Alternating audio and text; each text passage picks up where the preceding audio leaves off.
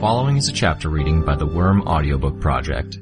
Please support the original author at parahumans.wordpress.com. Thank you and enjoy.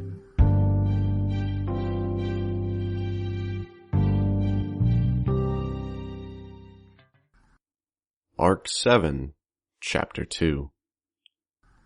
Bitch led the way as we traced a winding path through the docks. Her dogs trotted at her side, occasionally stopping to sniff, but never rushing ahead or lagging so far behind that they pulled on the leash.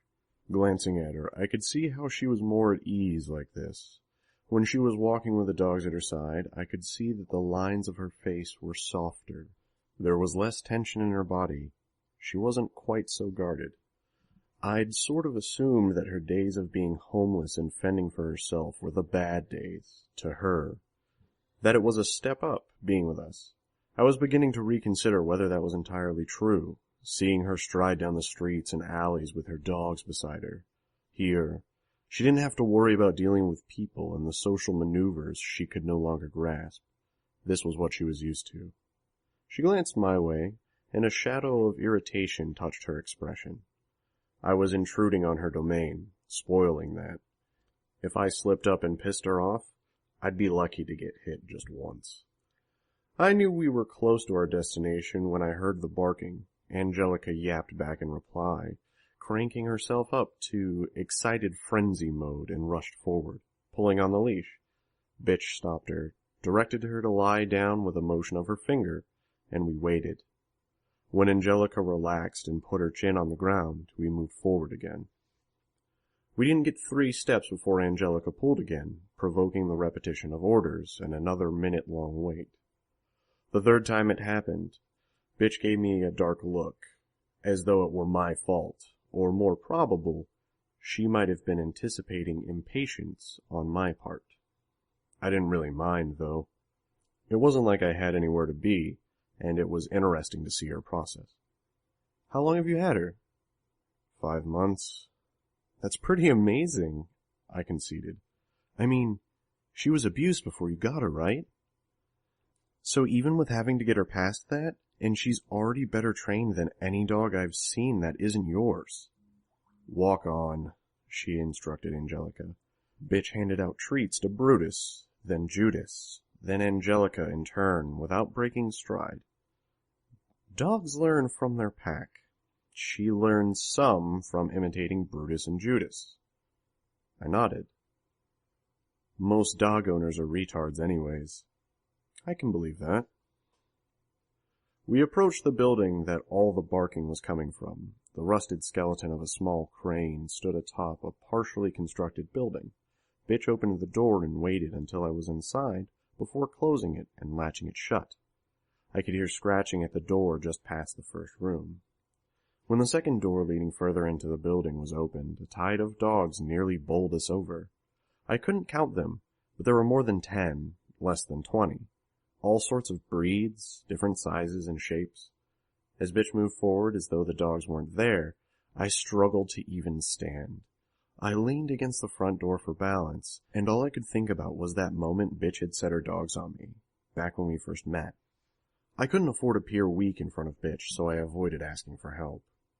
Cement was laid out over nearly half of the building interior, as the floor or foundation, but the work had been interrupted and abandoned partway through.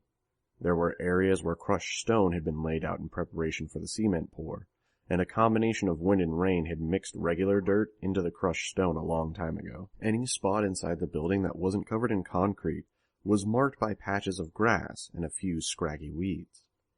3 walls of the ground floor were erect, plywood and drywall bolted to wood frames, with cement blocks piled against most of the exterior walls. Enough had been done at the front of the building for the construction workers to have started laying out a second floor, providing an overhang between the ground floor and the sky to keep things more or less dry. Things were too much of a mess for me to tell if the far exterior wall had been left incomplete or if it had fallen down. It stood up to the environment, letting rays of dusty sunlight inside. Bitch headed to a wood pallet stacked with bags of dog food, which rested atop a pallet of bricks. She drew a knife across the top of 2 bags and let them empty into a trough sitting below. I was grateful when most of the dogs around me rushed off to get their food. The reprieve didn't last long. Several of the dogs began fighting in front of the trough. A black lab, snarling with his expression pulled into something grotesque, chased a smaller dog directly toward me. The little dog collided with my legs, and with the lab hot on her heels, it started fighting tooth and nail in its own defense. A bigger dog, longer and lankier than the lab, with very short fur, crossed the room to join the skirmish, protecting the little one. "Bitch," I asked, doing my best to keep my voice calm as the dogs fought beneath me, bumping into my legs. I backed up, but they brought the fight right to me once again. The black one is serious. He's the newest, not used to things. He'll get better as the other dogs socialize him, and I get a chance to train him. They're, really going at it. I winced and pulled one leg off the ground to keep it out of the way. Let me know if he draws blood. The fighting was nerve-wracking, conjuring up very vivid memories of Bitch's dogs terrorizing me. Why did this spook me so much when being around her dogs in monster form didn't make me that nervous? Shutting my eyes, I drew on my power. My objective wasn't to do anything with it, but simply to get a little outside my own head, achieve a greater perspective. Focusing on the big picture, seeing myself as a very small figure against the backdrop of a whole neighborhood, I was able to center myself. I could ignore the hairy animals shoving up against my legs, jumping up at and around me, pressing their cold noses against my hands and arms. A mass of bugs in my immediate vicinity lunged between my legs. My eyes snapped open and I saw the culprit, placed my hands on him, the dark-furred lab. It wasn't fleas either, or ticks, or anything like that. It was a denser mass. The closest parallel I could draw would be a wasp nest, or maggots in a trash bag. Bitch, I spoke cautiously. What? She sounded... Annoyed was the wrong word. She sounded ready to kill me for interrupting her from setting the dogs up with fresh water. I think one of these guys is really sick. Her head snapped in my direction. Show me.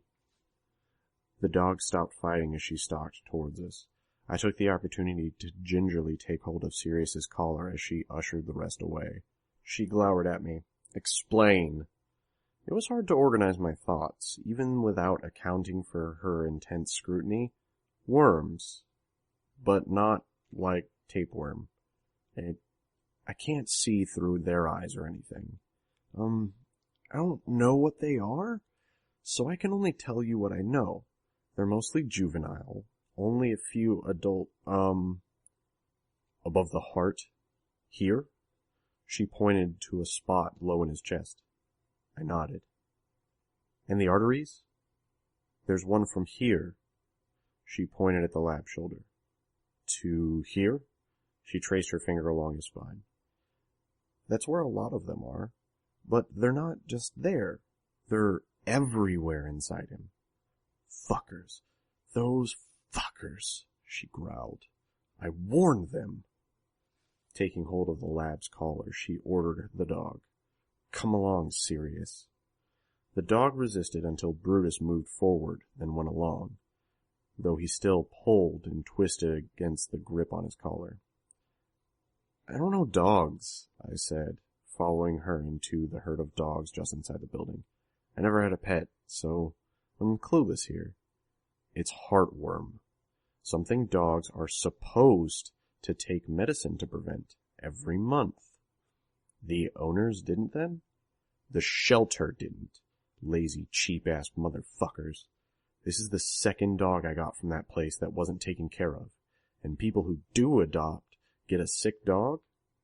Fuckers, fuckers, fuckers. What are you going to do with him?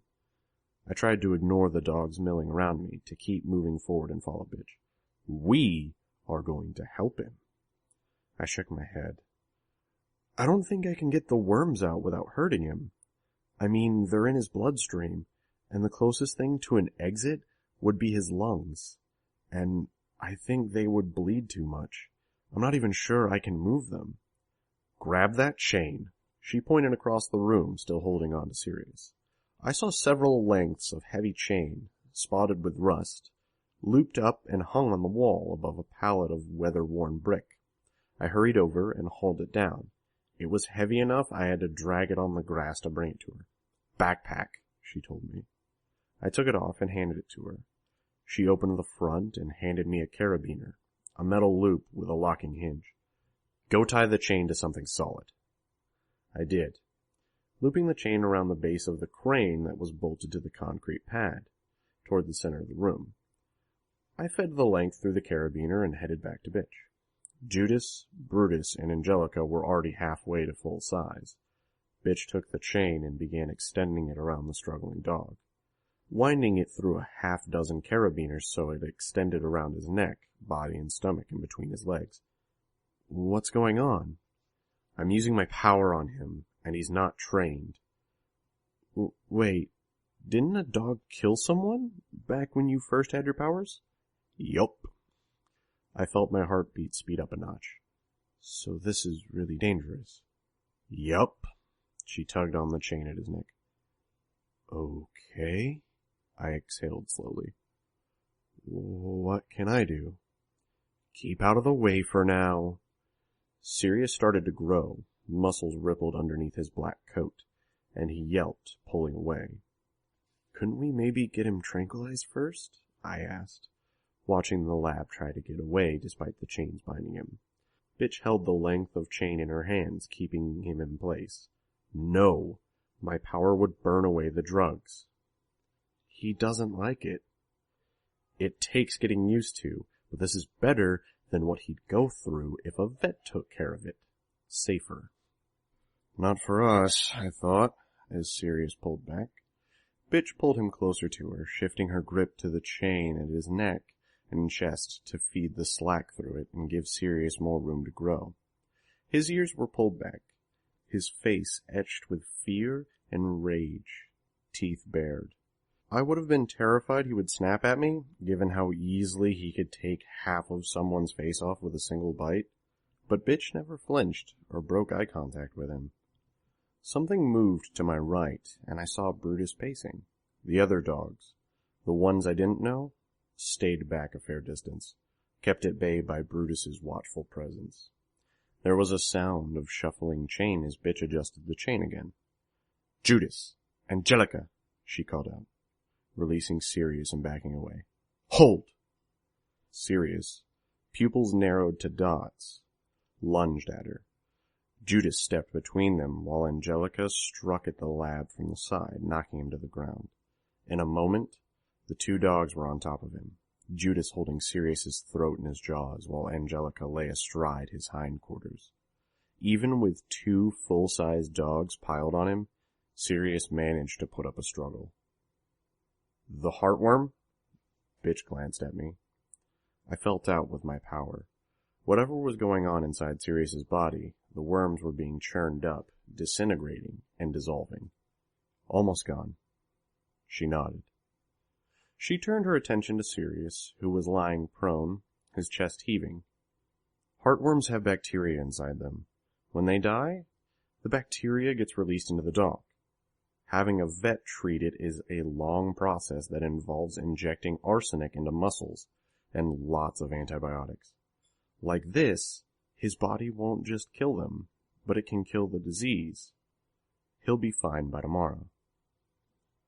Sirius let out a long, mournful noise, somewhere between a whine and a howl, loud enough that I had to turn my face away and cover my ears. When I was sure he wasn't about to do it again, I dropped my hands. I asked Bitch, "Have you done this before?" She shook her head. I've used my power on most of them, but only a little, to keep them healthy. Sirius is the only one I've made this big since Angelica, Brutus, Judas, and Rollo. I almost asked who Rollo was, but I kept my mouth shut. It was a habit of mine, I found, that I usually pushed a conversation with Bitch too far, gave her an excuse to get pissed at me. I could prioritize other things over my curiosity. Besides, as I thought on it, I realized Rollo might have been the first dog she used her power on. The one with the body count. Time? She asked. I found my cell phone, fumbled with it to press a button and display the time. 9 minutes past 11. We'll give it 15 minutes, She reached for the chain and held it. Takes about that long for it to wear off. Okay. I don't need you here. If you want to be useful, there's a shovel by the door. You can go pick up the shit in the short grass over there. Fuck you. The words spilled out of my mouth before I could censor them. I wasn't positive I wanted to censor them, but it bugged me that I'd done it without thinking it through. What? She growled at me. Fuck you, I repeated myself. I came to help. Thought maybe I was helping by pointing out what was wrong with Sirius. That doesn't mean I'm going to be your slave, or that it's an excuse to give me the worst jobs. You want me to pick up the poop? Cool, but I'll do it when you've got a shovel in your hand too, and you're working beside me. You told me I could hit you, free and clear, if you pissed me off, she threatened me. Yeah, but if you do it here, for this reason, I'm hitting back. I didn't move my eyes away from hers, even as every awkward part of me twitched to look away and leave.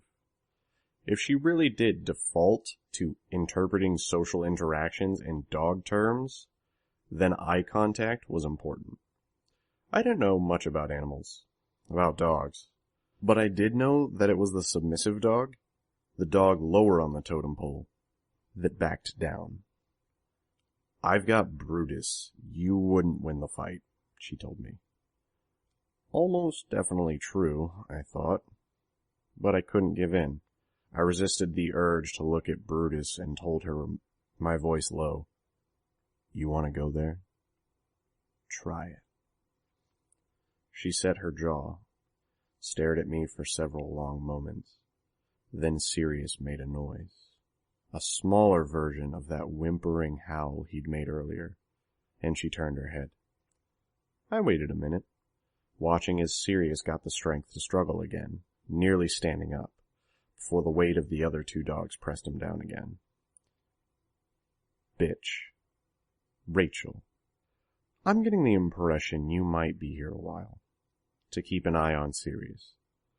Give him some attention after he's back to normal so he knows everything's okay. What about it? Her voice was hard. And she didn't look my way. Do you want me to pick up something for lunch so you can stay here with him? Fine. You know this area better than I do. Where... I stopped. I needed to convey more self-confidence than simply asking her for the info. She might even see it as begging. I told her, Tell me where to go. I was crossing my fingers she wouldn't go nuts over me giving her an order. She was too preoccupied on watching Sirius to argue with me. There's a Greek food stand if you walk in the direction of the boardwalk. You'll smell it before you see it. Okay? What do you want? Anything with meat. I'll be back, I told her. She didn't reply, leaving me to make my way through the crowd of dogs to the front door. I stuck my shaking hands into my pockets and headed off to grab our lunch, leaving Bitch with the monster in chains.